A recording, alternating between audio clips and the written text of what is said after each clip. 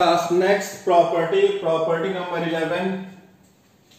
Actually इस property का use क्या है, अगर कोई ऑब्जेक्टिव क्वेश्चन पूछा जाता है या 1 मार्क्स का क्वेश्चन पूछा जाता है या 2 मार्क्स का क्वेश्चन पूछा जाता है, तो वो क्वेश्चन देखने में लगेगा कि बहुत बड़ा क्वेश्चन पूछ लिया, बट प्रॉपर्टी में केवल with in 30 seconds you can find your answer.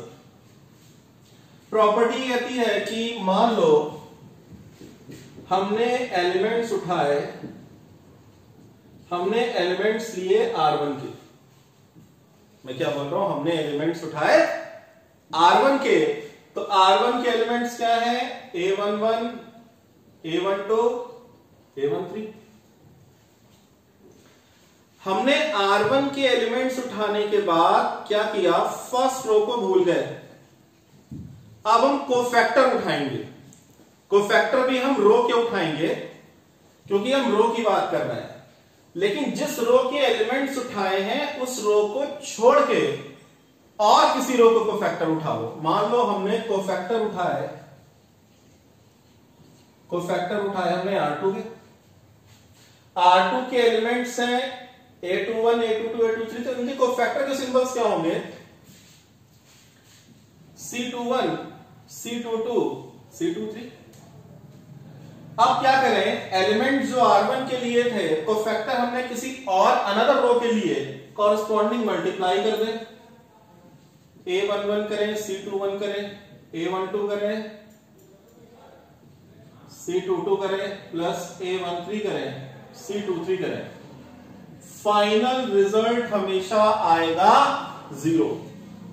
मतलब अगर कोई बच्चा सपोज एलिमेंट्स ले लिए उसने C3 के, किस कॉलम के, थर्ड कॉलम के, बताओ एलिमेंट्स क्या है थर्ड कॉलम के, A13, A23, A33, element C3 के लिए उसने कोफैक्टर ले लिए।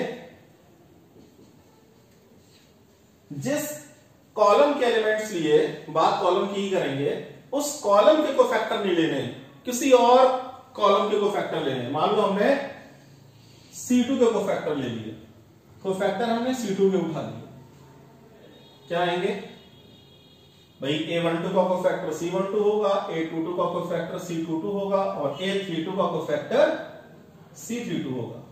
और वही काम करें, कॉरस्पॉन्डिंग एलिमेंट्स को कोफैक्टर से मल्टीप्लाई कर दें। तो अगर हमने किया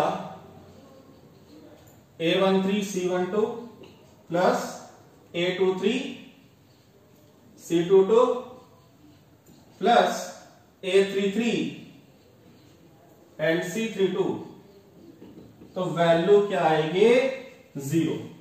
प्रॉपर्टी ये कहती है कि अगर आप किसी रो या किसी कॉलम के एलिमेंट्स लो, आपको फैक्टर उस रो या उस कॉलम को छोड़ के किसी दूसरी अनदर रो या कॉलम के कोई फैक्टर उठाओ, मल्टीप्लाई करके ऐड करो, रिजल्ट हमेशा 0 आएगा।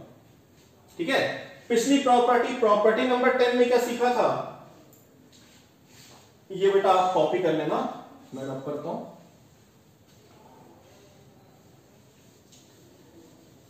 मैं पिछली प्रॉपर्टी और इस प्रॉपर्टी में हल्का सा डिफरेंस वो समझा दो बस। हमने एलिमेंट्स लिया R1 के। फॉर एग्जांपल अगर कोई बच्चा ये बोले कि सर हम R1 के एलिमेंट्स लेंगे और R1 के कोफैक्टर लेंगे, मतलब कोफैक्टर भी R1 के ले लिए,